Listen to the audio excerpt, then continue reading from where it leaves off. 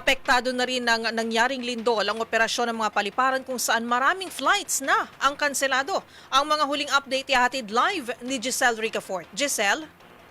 Miss Kay, kanselado yung 17 flight matapos kang umuga yung magnitude 7.8 na lindol sa Mindanao.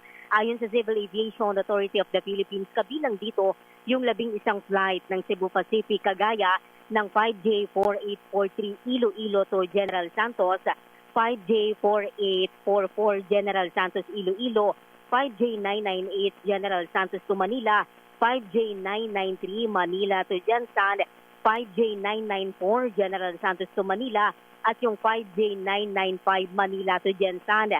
Kasama rin yung 4 na flight ng PAL Express, kabilang yung 2P2357 Cebu patungo sa General Santos, 2P2358 General Santos patungo naman sa Cebu.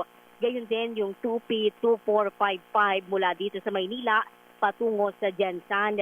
Gayon din yung 2 flight naman ng Philippine Airlines, kanselado rin, partikular yung PR453 Manila Jansan at yung PR454 Jansan patungo naman dito sa Manila yan.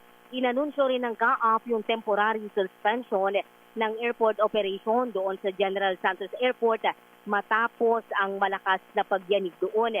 Epektibo yung notice to airmen o yung nota hanggang mamayang 3:00 ng hapon.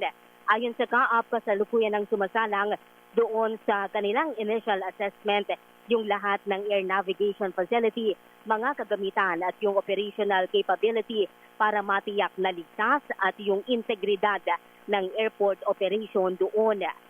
Para sa MBC TV Network News, ito si Giselle Ricafort para sa Deezer 8 sa Pilipinas, una sa Pilipino. Maraming salamat, Giselle Ricafort.